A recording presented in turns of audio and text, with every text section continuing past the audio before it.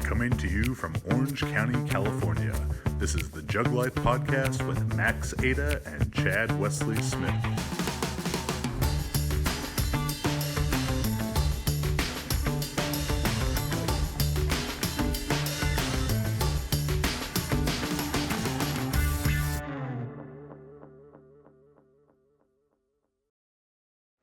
Hey everybody, what is up? Chad Wesley Smith here, bringing you another episode of the JuggLife podcast. We are here at Stanford University, Palo Alto, California, Silicon Valley, the cradle of venture capitalists and Facebook and everything else. Joined as always by my co-host, magnificent Max Montana. How you doing, buddy? Doing well, yeah. And our guest today, Stanford University Throws Coach, Cal Bear alumni, and we'll get into the issues with that. I guess not actually. We weren't actually teammates ever, but because you graduated, We were on the team together, but I don't think we competed as teammates ever. So. Two-time Olympian for Iran in the shot put.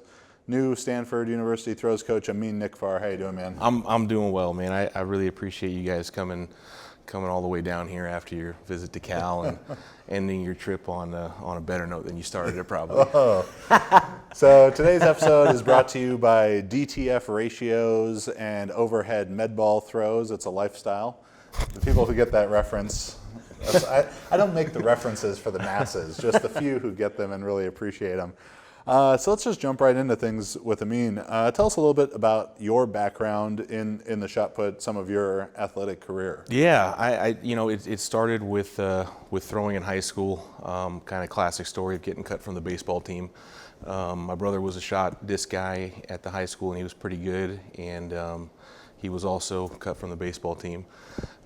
So good opportunity to do something in the spring, and it blossomed into a career way down the road, and I think a lot of it has to do with my high school coach Mike Bunsick, who was he was a two-time Olympian in the discus for the U.S. So he was a former NCAA record holder, and he may still be the SEC record holder from Kentucky. So I'm not sure about that. And sort of atypically of two-time Olympians, you were not this high recruit. You were not coming in, with all the accolades to Cal, and really had sort of a breakthrough in the middle of college. Tell us about that. Yeah, I had a 57-foot throw and a 55-foot stand throw, so it wasn't a very good glide. I'm big on the bad conversion. Yeah, as well. 2-foot conversion doesn't really show what you're capable of, I think. But had a good opportunity to go to Berkeley, and it took me a few years to figure out what it meant to be a Division I athlete, and the hard work that it takes to get to where you want to be. And like I said, it took 3 years to figure that out. And I think in part I would attribute that to Jim Schmitz from Sports Palace in San Francisco, and spending some time with me the summer after my third year of college. Just with weightlifting and learning that higher end mentality for performing in sports. So you trained with Jim Schmitz. I know you trained some at Catalyst as well, and you've been around the world of USAW and weightlifting, but using that to advance your career as a shot putter. So tell us, how does a shot putter best use the Olympic lifts as part of their training? Yeah, I think I can first tell you how I used it, and then a different conversation is how to best use it, right? The way I used it was a really good approach at the time. Jim Schmitz had coached Ken Patera, who'd thrown the shot, Bruce Wilhelm, who threw the shot, and I'm sure a bunch of others that had thrown the shot also. And so his approach was, weightlifting's not going to hurt your throw, and I bet it helps. Right, and so he was very upfront about not being a track and field coach and being a weightlifting coach, and seeing that there was a connection, not necessarily a direct correlation, but seeing that there was a connection between getting stronger in the Olympic lifts and throwing further. So that's what we did. Like I said, I spent a whole summer there, and I spent a lot of time after that as well. working on the snatch and the clean and jerk and all the lifts that come with it. I think my favorite one was the jerk support. Yeah. You know, jerk support is my favorite one. You can use 1,000 pounds. Oh yeah, I got up to 3x2 at 270K. Yeah. And it made me feel really strong. It was nice to hold a world record over my head. Best numbers in the snatch and clean and jerk?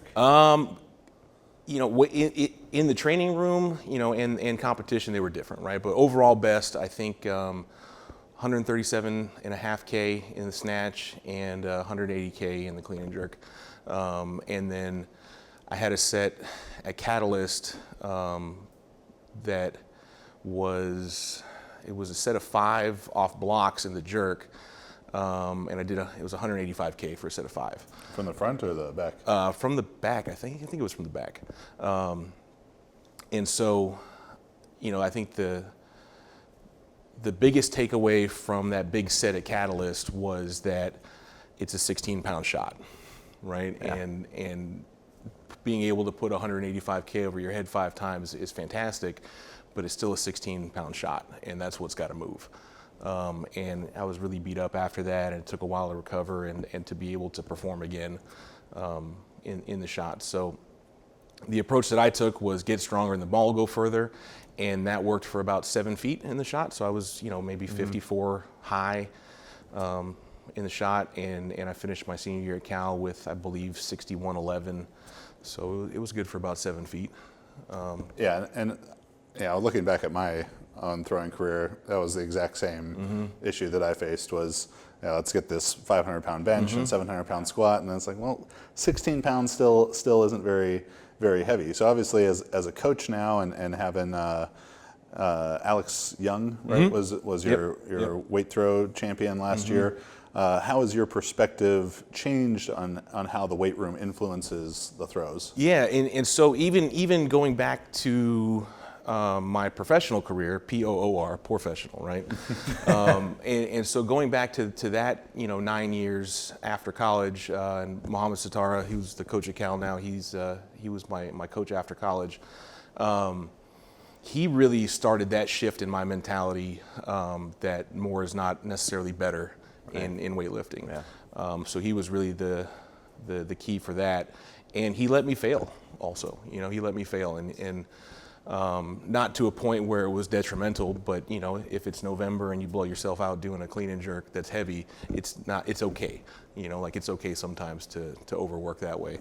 You know, and then he'd kind of just help me come back around and teach me a lesson, right? And with Alex specifically, I think the lessons that I learned as a thrower and seeing other throwers and other coaches, I mean, the guy's extremely powerful. You know, he's got some big numbers in the weight room, and if we pushed, they'd be really big. You know, that's how he's wired. He's a strong guy, and he can move fast, and you know, I think if he really wanted to, he could be an accomplished Olympic weightlifter, right? But that's not the path that he's taking, right? And so really focusing on bar speed. I think some people get that confused with lifting light. So we really focus on moving the bar with, you know, not a heavy load, but a load that can move quickly. And then when we see the bar speed that we want, we move the weight up. Do you guys still do Olympic lifting as a you know, general means of training now? Do you still use it a lot? Yeah, we do. We last year we did. I didn't change the rep scheme until we got into the competition period, and so basically everything we did was 3x4 with Olympic lifts and the squats also. You know, accessory stuff we did 3x8, but the whole year was 3x4, and so you know, we touched on it and spent a little bit of time, but it was, you know, the bulk of it was just some quick rhythm hang cleans. I don't think we went over 125K. You know, for rhythm hang cleans and rhythm hang snatch. We might have gotten up to 100K, but not a big, heavy, slow moving bar, you know. And so that, you know, I don't think that took up 50% of our training. I think it was more like 25 to 35% of our training was with lifting, and it was important. Right, you know? right. and all the rest is all special exercises for throws. You know, we throws. we didn't actually do a whole lot of special exercises this year. I really wanted to see the importance of them, right? So we addressed that special strength using heavy hammers, and we addressed the specific speed using light hammers, and we really didn't do very much in terms of plate twists or, you know, heavy winds or any of that specific strength work. Didn't touch it really. So it was interesting to get a good result out of it too. So Yeah. So as you look back at your Olympic career, you were an Olympian 2008 in Beijing and 2012 in London, correct? Yep. Do you have a particular favorite memory that stands out to you? I think, you know, the first time I think it was really, you know, it was really nice to know that I was a part of it, right? I think a lot of people can go in and be really wowed by everything and think that they're on the outside even though they're a part of it, right? So I think the big way that I framed it was I'm supposed to be here, you know, and just enjoy it, you know, enjoy being a part of it. But at the same time, I think I was realistic about my position going in, you know. I think that there are, for shot putting, and probably for all the throws, there are kind of two kinds of people that are there, are the, you know, the ones that are, you know, quote unquote sure things to make the final, and then there's everybody else, right? And I was everybody else, you know, so. Somebody's got to be everybody else, right? Yeah, yeah, and that's okay. So, you know, competing for Iran, I'd imagine kind of the rock stars of the Iranian Olympic team are the weightlifters, yeah? They're part of it. I think Yeah. I think that with that really old tradition of heavy sports, going back to it's called Zurkhane. It's like club swinging, and then there's some other activities they do, and one of them is wrestling. And going back to that ancient sport, I think you can see why the culture in Iran really favors weightlifting and wrestling, right? I mean, it's an ancient thing that they've been doing, and so I'd say, you know, because they should be, right? Like the weightlifters and the wrestlers are really focused on, and they should be. How do you end up in? How does that happen where you end up on the team in Iran? Yeah, Coming from Kansas. for sure. I'm from California. Oh. Yeah, that's okay. Kansas is nice too. Where would you say you were at? Michigan. Michigan. Sorry. Yeah, I trained at Michigan when bad. Coach Mo was there. I popped in and trained for a bit. But so in terms of my story and getting on the Iranian Olympic team, my father's Iranian. So he immigrated here in I think it was 1977 to go to school. He went to San Jose State, and there was some good funding from his town because, you know, it's the site of oil rig number 1 in the Middle East. And That's a big one. That's Yeah. the first one, right? And so the town is called Masjid Soliman, but they just call it MIS for short. And so they had some good funding, so they sent people here to go to university. So he came with, you know, a couple of his nephews, and I'm not sure if one of his brothers came or not, but I know a couple of his nephews came, and he ended up meeting my mom and staying, and that provided the opportunity to be a part of the Iranian national track team. Nice. So with the Iranian weightlifters, you were in the time of Hussein Rezazadeh. He's setting world records and all this stuff.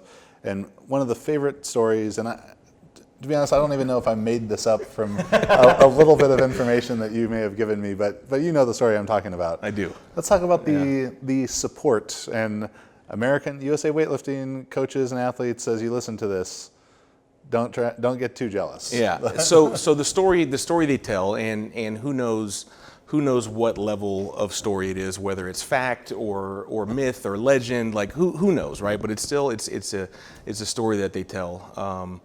They say that after he won an Olympic gold medal, in part because of his 263 kilo clean and jerk, World record. the world record at the time, he was given a kilo of gold for every kilo that he lifted.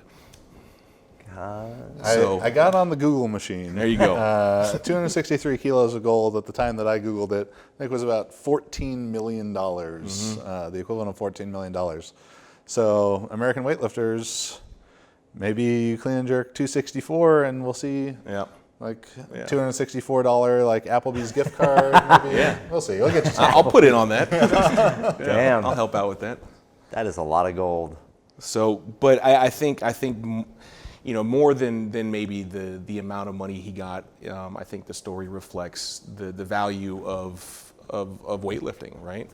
And I'm sure there are stories across to wrestling and I know volleyball's big and taekwondo is big also, and maybe they have some stories that emulate the same kind of support, I've heard there's like competitions there that'll have 10,000 people at those, and that was Razaza Day, obviously. Sure. But do you have any experience like having seen any of that or heard of those kind of things? I never went to a weightlifting competition. I believe that they have a professional weightlifting league.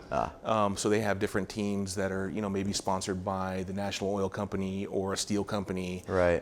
Who field good sponsors. Sport clubs, across sports, right? So Right, they've got a right. soccer club, a weightlifting club. There was a time, and they may still do it, where there was a track league, and I got to be a part of that. Oh, cool. So I was on a steel company team, and it was like a 4-meet series, and interesting approach to sport. Just having different companies field. Kind of interesting that it's clubs. Private too. I assume they're private companies. I to think some it's a degree. mix. It's a mix. Right. Like there's the National Oil Company is Sure.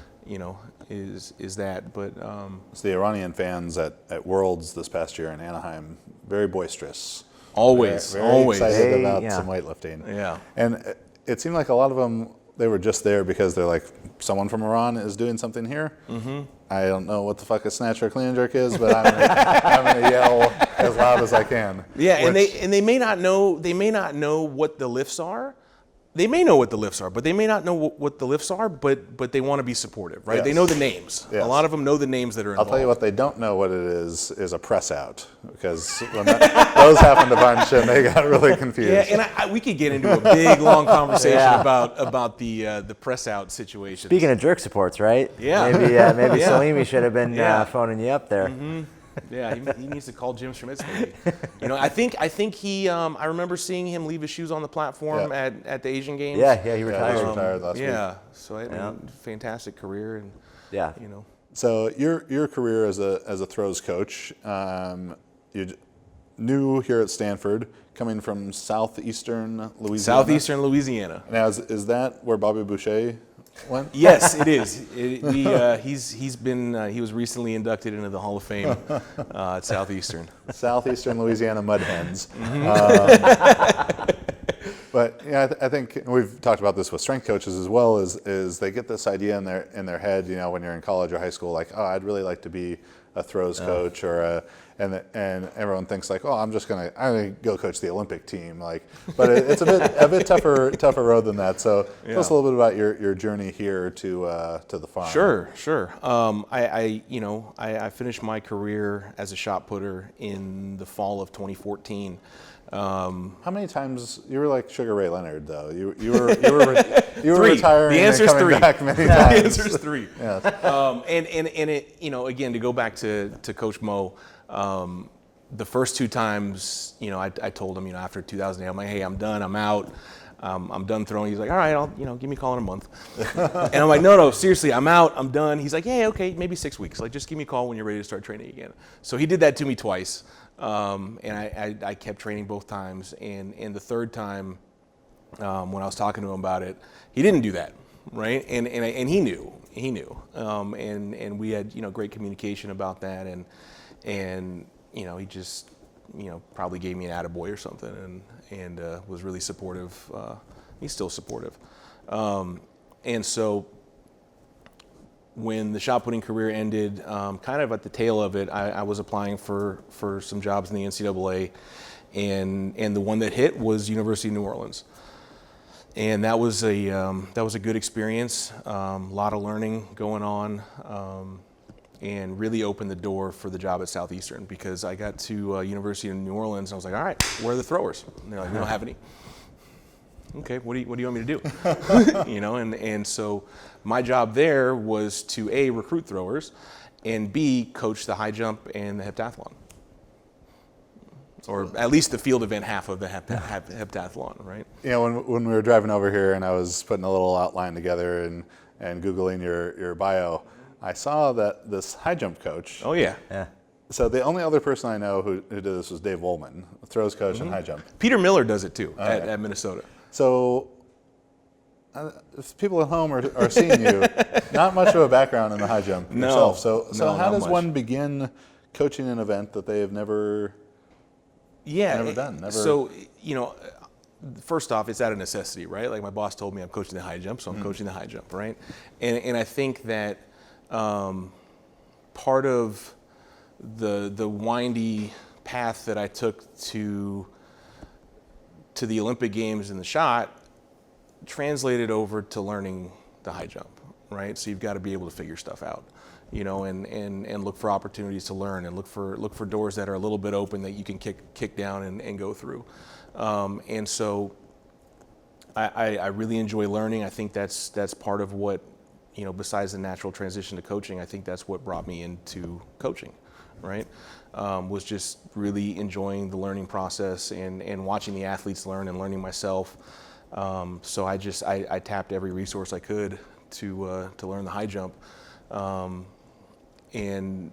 I think one of the most meaningful ones was Bouch Exnider. You know, he's a legendary jumps coach. I mean, really, he's a legendary track coach who, you know, has made a big name for himself in the jumps, but he's coached everything. And so using him for a resource and using, you know, some other folks I know in the NCAA as resources, and also just, you know, thinking that I understand people, you know, and understand athletes and how they move and a little bit of the psychology behind you know, what they're going through. You know, I think that was more the driver for success than knowing an incredible, you know, having this vast knowledge about the high jump technically, right? So I think it was more being motivated and being creative, you know. So now you're here at Stanford, and for those people not aware, Amin is a Cal Golden Bear alumni. Cal and Stanford, very heated rivals, going back a long time. I mean, this would be, you know, like a Florida versus Florida State or Oklahoma, Texas type of rivalry. You know, 45 minutes, hour drive across the bay. You've got these rich private school pricks, you know. then you've got these, I would say blue collar, but Cal's not really a blue collar school either. But you know, private versus public and all this stuff. So I guess my first question about that is, how do you sleep at night? Like a baby. I sleep like a baby every night. So what are your goals here as in your new position as Stanford Throws Coach? You know, I think part of what's fun for me is to be one of the few that's been on both sides, and really appreciate the rivalry from either end of the spectrum. And I'm getting worn out by both sides, right? Like all the Cal people are wearing me out. Stanford people are wearing me out. Not too bad, because, you know. Are they making you do some sort of, like, they're gonna jump you in? No, there's no. Like we got to make sure this guy's really down for the tree. They haven't yet. They haven't yet. We'll see. I hope they don't. You know, I think one of the funnier questions I got from one of my athletes was if I wear some piece of Cal gear under my clothes every day. Cal the answer is I don't. The answer is blue no, and yellow underwear. Yeah. But it's, like I said, it's a really cool thing to see both sides of, and you know, having been an athlete on the Cal side of the rivalry is a much different experience than being a coach on the Stanford side of the rivalry. So. All right. Where can people follow you? Follow Stanford Throws? All that stuff? I know we have a Stanford Track and Field Instagram and Twitter. I don't remember it off the top of my head. I've been here since August 1st, and so I'll have that for you. I'll text it to you. My personal one is Nikfar Throw Far. And that, yeah, like that. Well, and that was given to me by Art Venegas. You know, Coach Venegas gave me that, and I think he did it somewhat inadvertently. Ruben Williams and I were throwing at the Friday section of a 2-day track meet at UCLA, and we asked to be in the Friday section for the shot put, which was the B section, because we both had another meet we wanted to go to on Saturday. So UCLA didn't have anybody throwing the shot. Coach Venegas came down to watch, and he was getting really fired up, and then Ruben and I were getting after it, as he does. And he was just yelling and screaming as he does, and he's like, "Come on, Nikfar, throw far!" And so it stuck. It stuck, and I used it for my social mediums. Nice. All right. Yeah. Nice. I'm Max Ada. You can find me on Instagram, Max_Ada, on Facebook, or email me, maxjtsstrength.com. And if you're interested in online coaching for powerlifting, weightlifting, super total, strongman, or power building, visit juggernautcoaching.com. Subscribe to the YouTube. 6, maybe 7 videos a week now with the world's strongest videographer, Shorty Sedang. The JuggLife podcast, our bonus episode, Beers with Chad, on Fridays. You find all those on Spotify, iTunes, Stitcher, iHeartRadio, and thejugglife.com. Make sure, I don't know if this is tampering, but if you're a high school thrower, this is a good guy to come talk to. So Nick Farr, Throw Far, find him on Instagram and hit him up. And I'm Chad Wesley Smith, at Chad Wesley Smith, and at Juggernaut Training on Facebook and Instagram. Thanks for watching and listening. We'll see you next week.